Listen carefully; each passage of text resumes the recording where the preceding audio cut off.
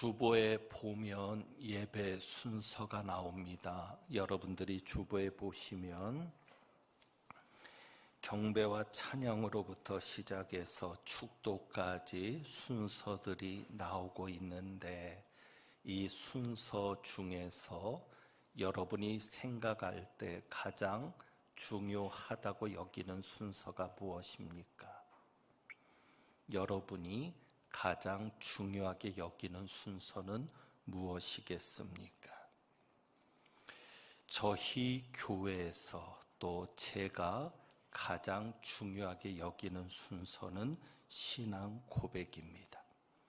예배에서 가장 중요한 순서가 신앙 고백입니다. 그러므로 저희 교회는 모든 예배에 신앙 고백을 합니다. 특별히 주일 오후에 드려지는 찬양 예배와 수요일에 드려지는 수요 기도회에서는 신앙 고백을 하면서 예배를 시작합니다. 왜 신앙 고백이 가장 중요하겠습니까? 거기에는 구약과 관련된 중요한 의미가 있습니다. 우리가 드리는 예배는 구약 성경에서 나오는 제사와 관련이 됩니다. 그러니까 우리 예배의 뿌리는 구약에서 하나님께 드리는 제사에 그 뿌리가 있다, 기원이 있다라고 말해도 됩니다. 그러므로 구약에서는 제사를 드렸지만 오늘 시대에는 우리가 예배를 드리고 있습니다. 그렇다면 구약의 제사가 무엇인가? 하나님께서 구약에서 제사를 두실 때에 그 제사의 목적이 있는데 그것을 이렇게 정리할 수 있겠습니다.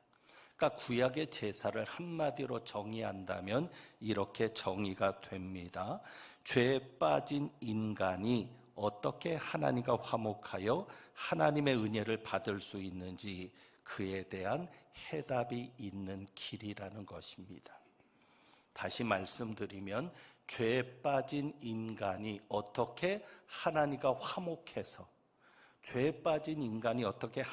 화목해서 하나님의 은혜를 받을 수 있는가, 그 길을 열어놓은 것이 제사라는 사실입니다. 그러므로 구약의 제사에서 가장 중요하게 여기는 것이 무엇이겠습니까? 구약의 제사에서 가장 중요하게 여기는 것이 제물입니다. 제사에서 가장 중요한 것은 제물입니다. 그 제물을 가지고 하나님 앞에 드릴 때 제사를 지내는 이가 그 제물에 안수를 합니다. 그러니까 하나님 앞에 제물을 바치기 전에 그 제물에 안수를 하게 되는데, 그 안수를 통해서 내 죄가, 지금까지 지어왔던 내 죄가 그 제물에게로 전가된다는 겁니다. 제물을 중요하게 여기는 이유는 그 제물이 나의 죄를 담당하는 겁니다. 그래서 내가 내 죄를 그 제물에 전가시키고 그런 다음에 그 제물을 죽여서 제사를 드리게 됩니다. 그리고 피를 흘리게 되죠. 피에는 생명이 있습니다. 그렇기 때문에 하나님께서는 정하실 때 피 흘림이 없으면 사함이 없다는 것을 정하십니다. 피를 흘리지 않고는 사함이 없다. 피를 흘리지 않고는 죄에서 죽어난 우리가 살아날 수 없다. 그것을 하나님께서 정하셨던 것입니다. 그래서 반드시 제물을 가지고 하나님 앞에 제사를 드리면서 내 죄를 용서받고 하나님과의 관계가 회복되는 겁니다. 그런데 지금은 번거롭게 제물을 가져오지 않습니다. 그러면 하나님 앞에 예배를 드리러 나오는 우리가 가져오는 제물이 무엇인가? 여러분, 그것이 무엇이겠습니까? 오늘 우리가 예배를 드릴 때 구약의 제사에서 그 뿌리가 있는데, 그렇다면 우리가 드리는 이 예배가 제사입니다. 구약으로 말하면 제사입니다. 그러면 가장 중요한 게 제물인데, 그래야 그 제물을 통해서 하나님이 우리를 용납하시는데, 그러면 그 제물이 무엇이겠느냐는 겁니다.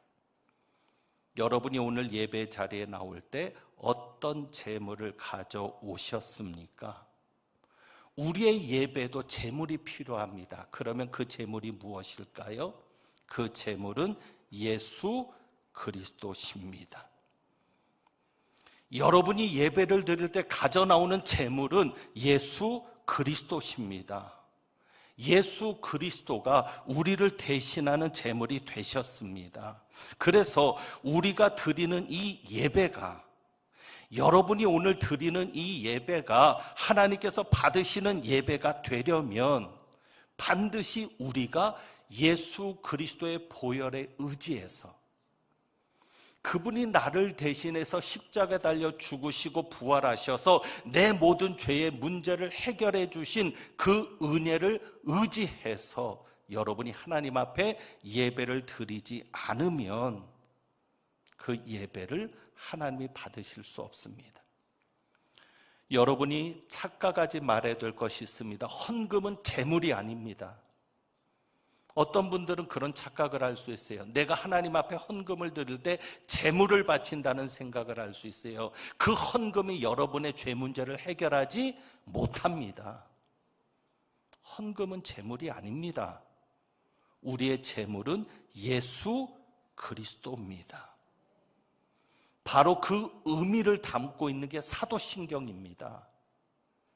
그러니까 사도신경을 가지고 우리가 고백을 할 때 우리는 그 신앙 고백을 통해서 예수님을 내 대신 하나님 앞에 제물로 드리는 겁니다. 예수님의 십자가를 믿고 고백하면서, 예수님의 부활을 믿고 고백하면서 그 신앙 고백이 하나님 앞에 제물을 드리는 그 제사의 자리가 되는 겁니다. 그렇기 때문에 여러분이 대충 신앙 고백을 하시면 안 됩니다. 신앙 고백을 할 때 대충 하면 안 되는 겁니다. 외우는 시간이 아닙니다.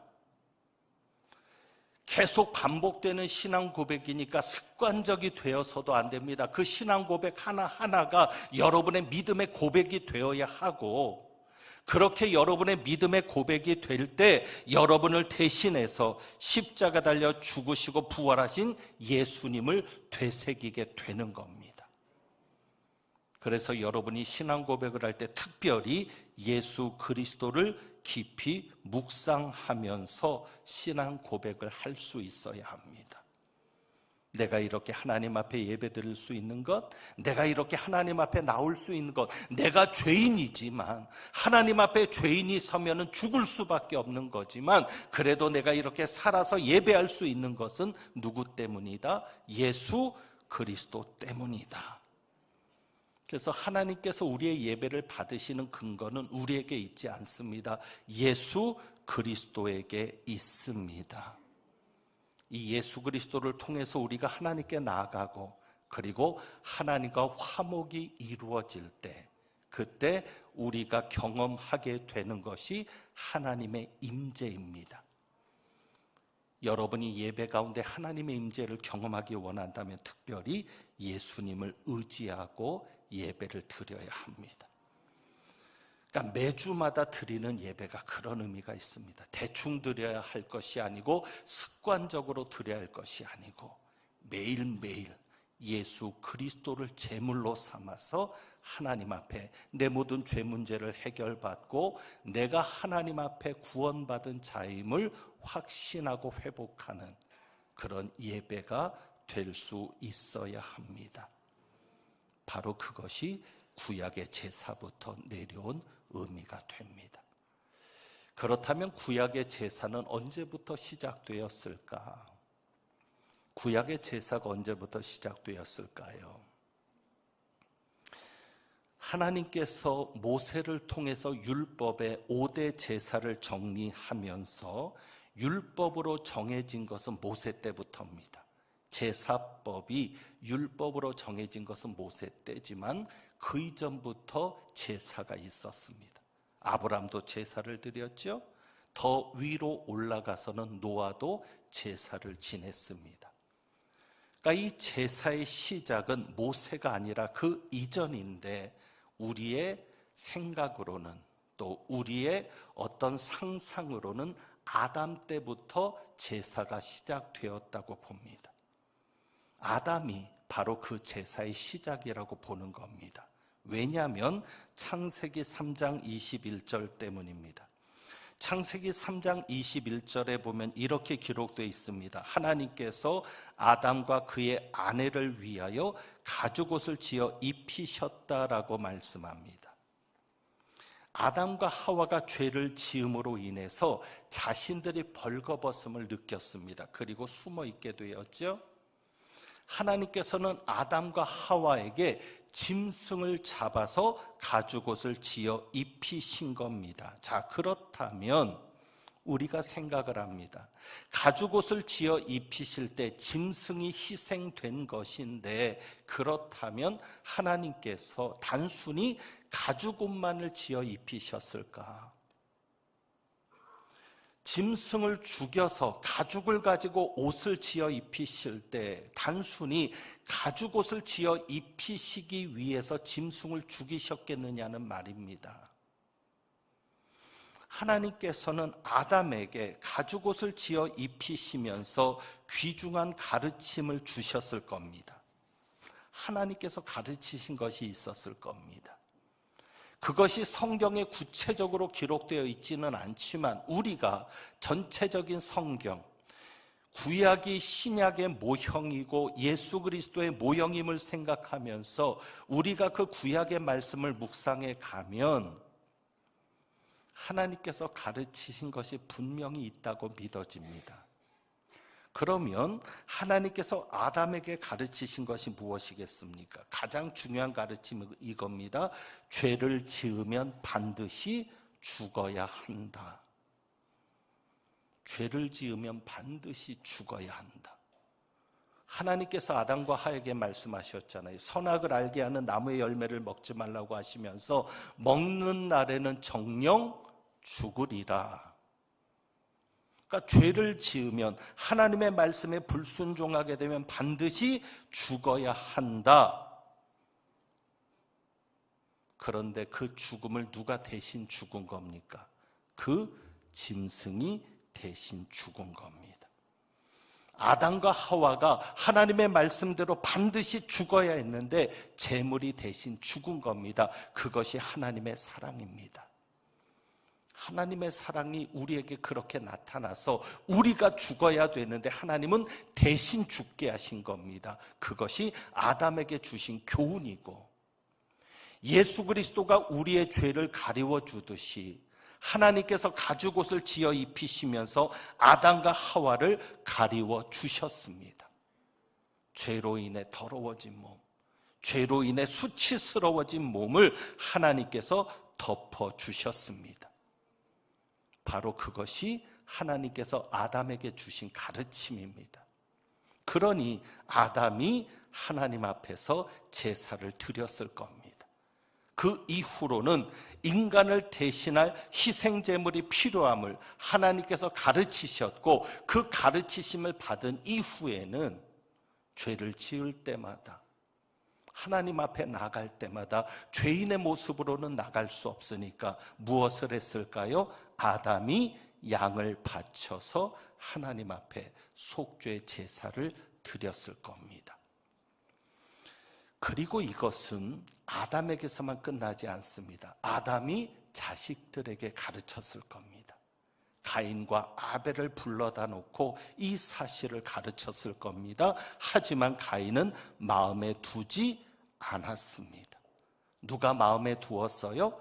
아벨이 마음에 두었어요. 그래서 가인은 그냥 대충 자기가 곡식을 거두는 자였으니까 곡식을 가지고 대충 제사를 드렸지만 아벨은 이 사실을 마음에 두었기 때문에 양으로 하나님 앞에 제사를 드리는 겁니다. 그러니까 우리는 그렇게 보아야 합니다. 아벨이 양을 치는 자였기 때문에 양으로 수입을 삼고 사는 자였기 때문에 양을 바친 것이 아니라 누구의 가르침 때문에? 하나님의 가르치심 때문에, 하나님이 아담에게 가르쳐 주신 그 속죄의 사실 때문에 아벨이 양을 제물로 바친 것으로 보아야 합니다. 그러나 분명 하나님께서 가인이 곡식을 줬기 때문에 안 받으시고 아벨은 양을 드렸기 때문에 받으신 것은 아닙니다. 지난번에 말씀드린 대로 가인과 아벨의 인간됨의 문제였고 아벨은 믿음이 있는 자였습니다. 그러니 아벨은 하나님 앞에 제물을 드릴 때 그러한 것까지도 함께 그 믿음을 담아서 제물을 드린 겁니다. 그래서 우리가 지난주에도 잠깐 언급했었죠. 아벨은 어떤 믿음으로 제사를 드렸을까요? 우리 하나님은 어떤 제사를 받으신다? 피 흘림이 있는 제사를 받으신다. 기왕 제사를 드리려면 하나님이 받으실 만한 제사, 기왕 예배를 드리려면, 어차피 예배를 드리려면 어떤 예배? 하나님이 기뻐 받으시는 예배. 바로 그 예배는, 그 제사는 피 흘림이 있는 제사.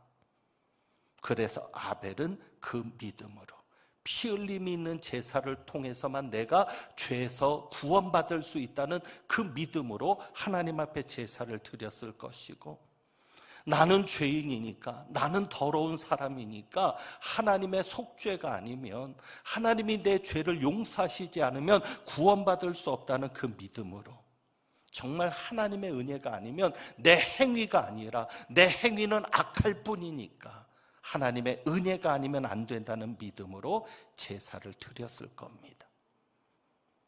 가인에게서는 그런 믿음을 찾아볼 수 없었습니다. 그것을 어떻게 알 수 있어요? 오늘 본문에 보면 나옵니다. 1장 4절을 한번 볼까요? 유다가 이런 사실을 잘 드러내는데, 유다가 이런 얘기를 하죠.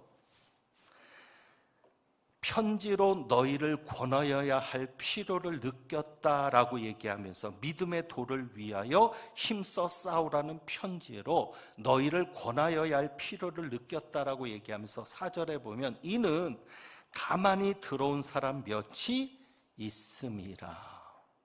교회 안에 가만히 들어온 사람 몇이 있다는 거예요. 몰래 들어온 사람 몇이 있다는 거예요. 가만히 들어왔으니까, 몰래 들어왔으니까 표가 나지 않습니다. 누가 가만히 들어온 사람인지를 모릅니다. 예수님의 말씀에 따르면 알곡과 가라지가 섞여 있는데 가라지가 잘 드러나지 않습니다. 그러면 가만히 들어온 사람, 몰래 들어온 사람이 누구냐? 4절에 보면 이렇게 말합니다. 우리 주 예수 그리스도를 부인하는 자니라. 그들이 교회 생활을 하는데, 그들이 예배는 드리는데, 그들이 함께 교인인데, 그들에게는 어떤 것이 중요한 특징이에요? 예수 그리스도를 부인한다는 겁니다. 그리고 11절에 보면 이렇게 말하죠. 11절, 화 있을진저 이 사람들이여 가인의 길에 행하였으며. 이 가만히 들어온 사람들은 어떤 길에 행하는 자예요? 가인의 길에 행하는 자예요. 그러니까 가인의 길에 행하는 자들은 뭐예요? 하나님 앞에 제사는 드리는데, 하나님 앞에 예배는 드리는데, 결국 그 중심에는 어떤 자입니까? 예수 그리스도를 부인하는 자입니다. 여러분, 가인이 악한 자죠. 이 악한 것의 시작이 어디서부터 나오는 줄 아십니까? 예수 그리스도를 부인하는 데서부터 나옵니다. 교회 안에서도 예수 그리스도를 부인하는 이론들이 얼마나 많은지 모릅니다. 예수만 구원이 있냐? 예수만 믿어야 구원받냐? 교회 안에서도 그 이야기를 해요. 구원의 길이 오직 예수뿐이냐는 거죠. 왜 꼭 예수만 믿어야 되느냐는 거죠. 교회를 다니면서도, 하나님을 부인하진 않으면서도. 결국 그들의 중심 속에는 예수 그리스도를 부인하는 겁니다. 그러니 그들의 예배 가운데는 재물이 없는 겁니다. 자기들이 좋아하는 것으로 재물을 삼아서 생색은 낼지언정 예수 그리스도가 그 중심에 없는 겁니다. 예수 그리스도가 그 중심에 없으니 생활이 제대로 될 리 없습니다. 여러분, 예수 그리스도를 통해서 속죄를 경험하고 죄사함을 확신하고 예수 그리스도를 통해서 하나님의 은혜를 경험하고 하나님의 사랑을 경험한 자들은요, 실수할 수는 있어요. 가끔 잘못 살 수는 있어요. 그러나 악할 수는 없어요. 그 안에 계신 성령께서 가만히 계시지 않아요. 그래서 오늘 4절에 보시죠. 가인의 길에 서 있는 자들의 특징이 뭡니까? 경건하지 아니하여. 교회를 다니면서도 경건하지 않습니다. 경건할 생각조차 안 합니다. 왜? 예수 그리스도가 마음에 없으니까. 정말 예수 그리스도를 의지하고 살면은요, 경건하지 않으려고 할 수가 없어요. 예수님이 가만히 안 계시거든요. 그리고 뭐라고 얘기해요? 하나님의 은혜를 도리어 방탕한 것으로 바꿨다. 가인의 특징이죠.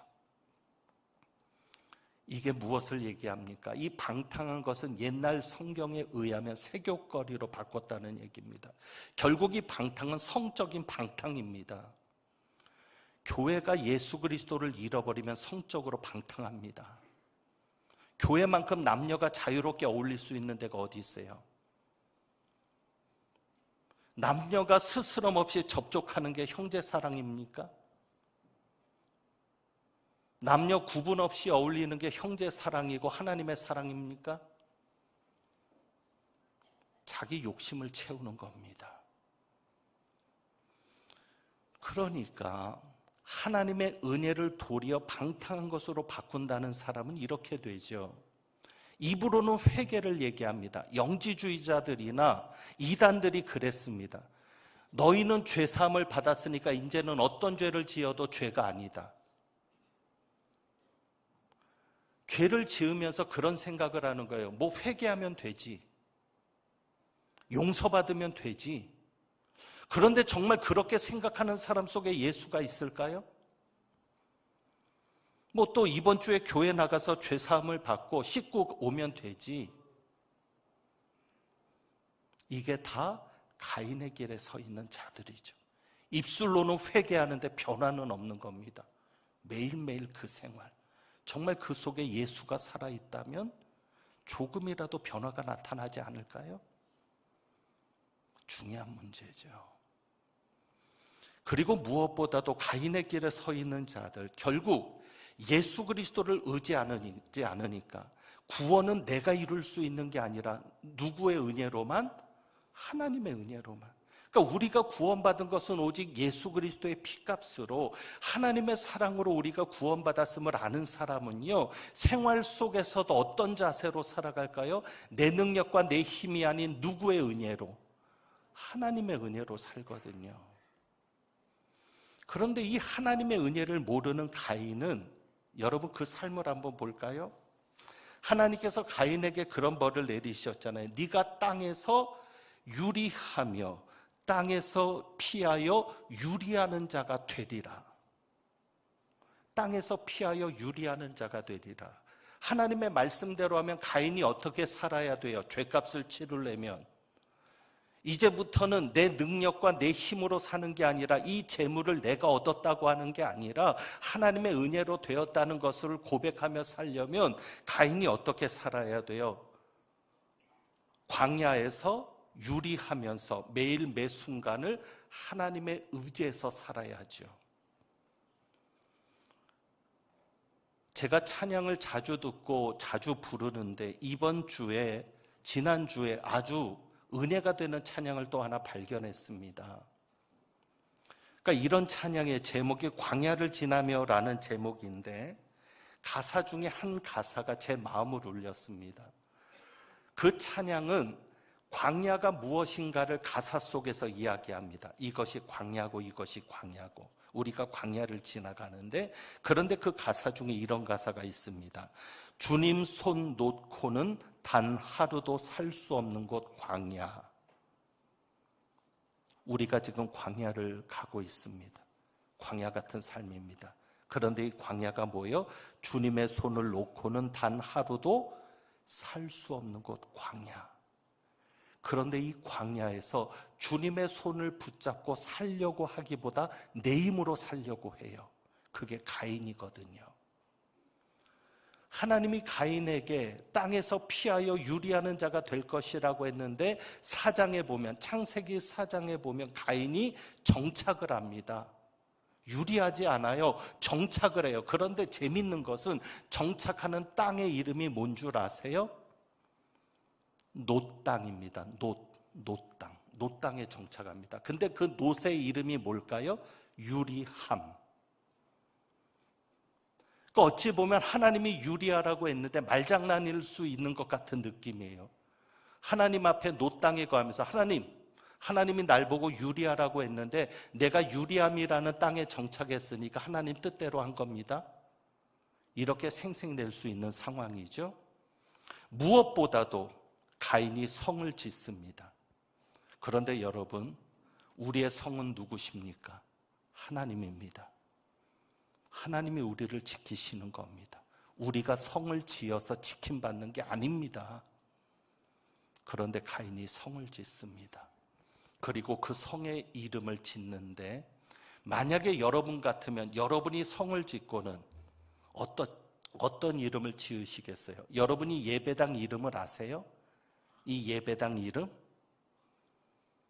이 예배당을 지어놓고 하나님이 영광 받으시기 위해서 우리는 하나님과 관련된 성경적인 이름을 짓잖아요. 그 이름이 에벤에셀입니다. 예배당 이름이 에벤에셀이에요. 그러면 가인도 성을 지었으면 하나님 앞에 영광 돌리는 이름을 지으면 얼마나 좋을까요? 성을 짓고 그 이름을 뭐라고 했습니까? 대답하시는 분에게 점심을 공짜로 먹을 수 있는 식권을 드립니다. 성을 짓고 이름을 에녹이라고 합니다. 왜 에녹이라고 했죠? 아들의 이름이니까. 느낌이 오세요? 자식에게 물려주고 싶었을지 모릅니다. 왜? 내가 번 건데, 내가 만든 건데. 가인의 삶이 그런 삶입니다.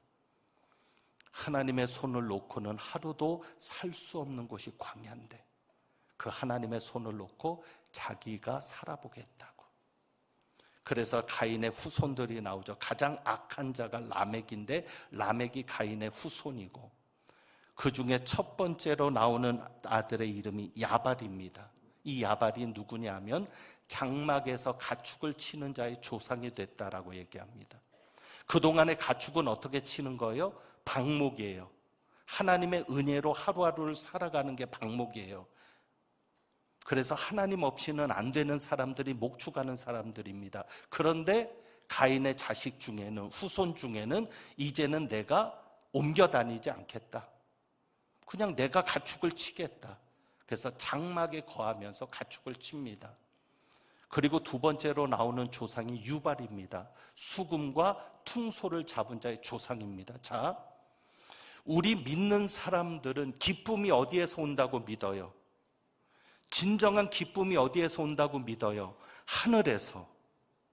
하나님이 주시는 기쁨이 진정한 기쁨이라고 믿어요. 그런데 세상 사람들은 즐겁기 위해서 노래를 부르죠.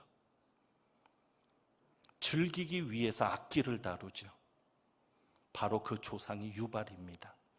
그리고 또 한 사람 두발 가인이 나옵니다. 모든 기구를 만드는 자의 조상입니다. 살아보겠다고. 하나님이 안 주셔도 인간의 힘으로 더 많은 수확을 거두고 전쟁이 났을 때 하나님이 안 지켜주셔도 무기를 가지고 지켜보겠다고 온갖 기구를 만드는 자의 조상이 두발 가인입니다. 가인의 자손들이 그랬습니다. 여러분, 오늘도 우리는 예배 자리에 있습니다. 여러분이 예배를 드릴 때마다 대충 드리지 마세요. 여러분의 마음을 예수님의 십자가를 바라보면서 나를 구원하신 그 십자가, 은혜 아니면 안 되는 구원인데 내가 그 구원을 받은 자로서 하나님 앞에 매주마다 서시고, 그리고 세상을 살아갈 때도 아벨처럼 하나님의 은혜만가 아니면 설 수 없다고, 하나님의 은혜 아니면 살아갈 수 없다고, 그 믿음으로 여러분들이 살아서 가인의 길에 서지 않고 믿는 자의 편에 서는 우리가 될 수 있기를 주님의 이름으로 축원합니다. 찬송 드리겠습니다.